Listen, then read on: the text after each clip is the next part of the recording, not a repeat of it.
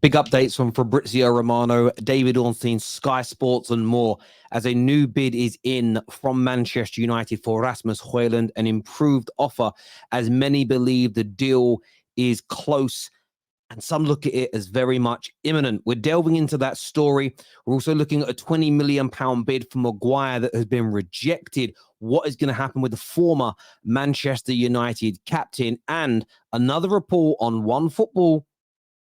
The Ajax midfielder has a strong preference to join Arsenal over Chelsea. That is Mohamed Kudus.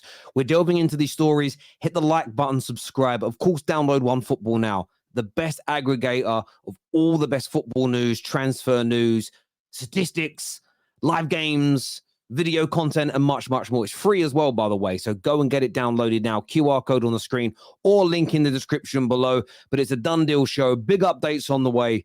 Let's do this.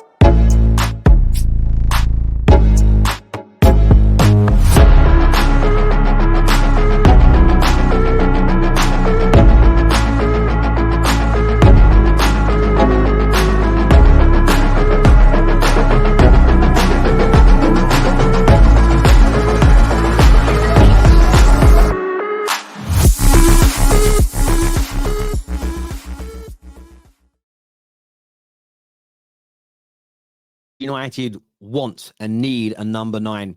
Rasmus Højlund is seen as the number 1 target as of right now.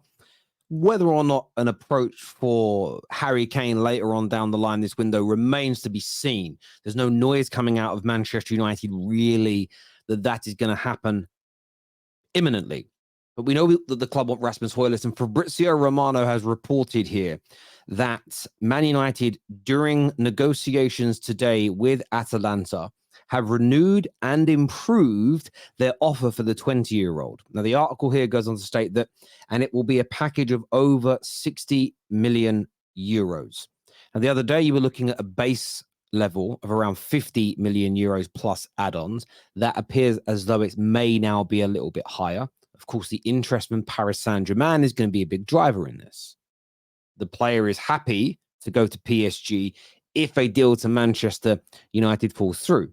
The article goes on to say negotiations between the two clubs are now ongoing, and United want to close the deal as quickly as possible. The player is also keen to join the Old Trafford side based on Trafford-based side, and wants the move to be done as soon as possible. The words of Fabrizio Romano are that the player is obsessed with the idea of becoming the Manchester United number 9. He believes in himself.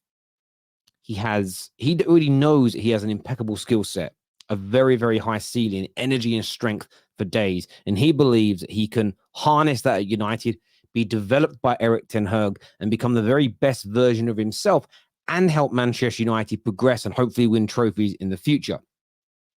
It states more in this article. It goes on to say that it has been previously reported in Italy that Atalanta wants 70 million euros plus bonuses, and they are waiting for an offer to be made this week. It was also reported that the deal could close at the end of this week, and these days are crucial in this saga. So, it goes on to that United have made an offer for the Dane of around 50 million euros plus 10 million of add-ons, and the deal is said to be progressing nicely. So it does appear right now that Man United are in very good control of the situation. Yes, PSG is circling, but Man United very, very close to getting this over the line. The player wants Manchester United, and that really helps us. His representation spoke to Atalanta. They were hoping for around 80 plus million. It's going to probably end up being somewhere around that 60 million euro mark. Yes, there'll be add-ons included, but most of the add-ons that you see at United, Arsenal, Liverpool, are to do with winning major trophies, Premier Leagues, Champions Leagues, stuff along those lines. Man United might get £5 million extra for Anthony Elanga, but that's only if Nottingham Forest qualify for European football.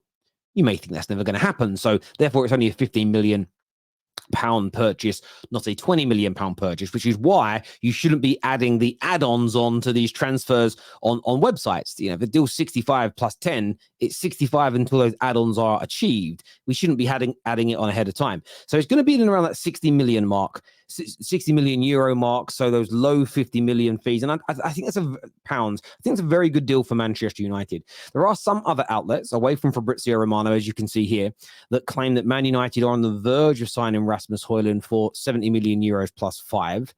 The written bid will be submitted in the coming hours. So that comes from Sky Sports News with Italian correspondence of theirs. So they believe it's going to be around 70 million plus 5 and is coming imminent. The official offer is going to come very imminently as well. So very intrigued to see what you think and what you feel in relation to that. Now we're going to come back to Man United a little bit later, but first of all, hit the like and the share button. If you haven't done so now, share this across your social platforms.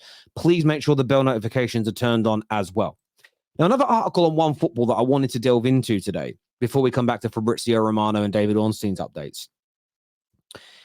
This here, the headline, as you can read, Ajax midfielder has a strong preference to join Arsenal over Chelsea.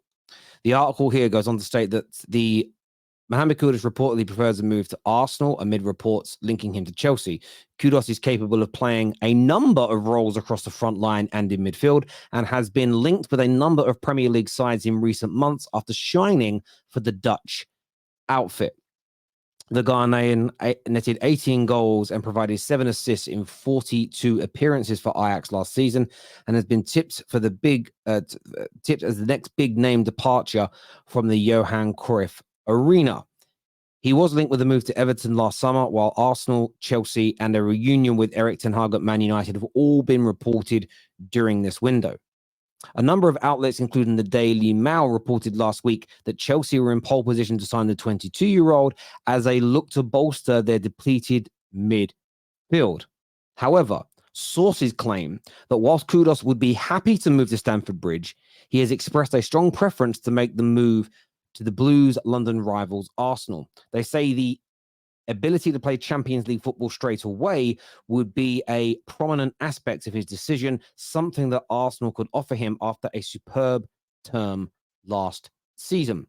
Arsenal, however, have already spent heavily this summer and need to free up funds, though player sales for any further incomings. Kieran Tierney, Balogun, potentially Eddie Nketiah could raise anywhere north of £60 million. So the article here, that's not me saying this is me reading the article on OneFootball. It's another article, another conversation about Kudus preferring Arsenal. We've seen this now 4 or 5 times, of course, first of all from Steve Kay. The Evening Standard have now reported on this.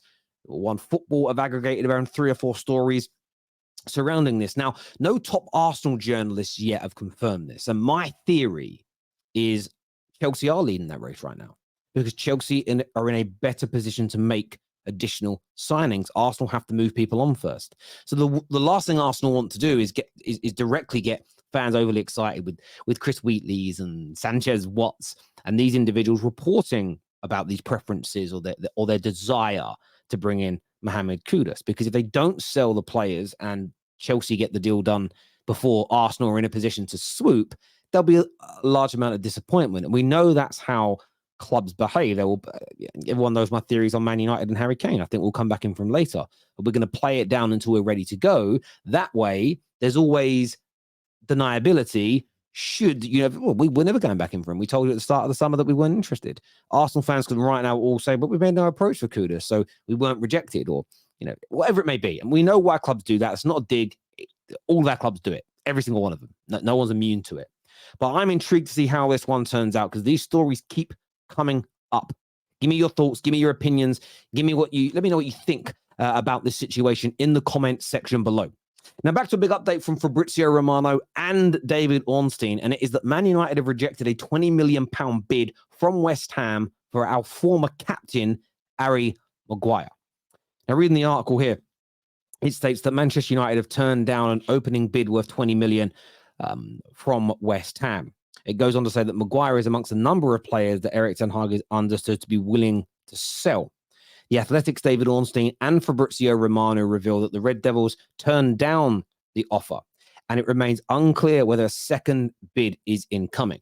The reason it goes on to state, or I should just read you what Ornstein said, actually. It says, West Ham manager David Ornstein wants Maguire, but it is doubtful that they will keep pushing given the size of his salary, and also unclear if the England centre-back would be keen on the move. Now, that's really interesting because typically clubs don't bid unless they know the player would want to agree. So this is either a bit of gamesmanship from West Ham to try and make Man United think, oh, God, they're going to walk away and we really want to sell him. They come back and offer us 22 million, 23 million, we might as well accept it.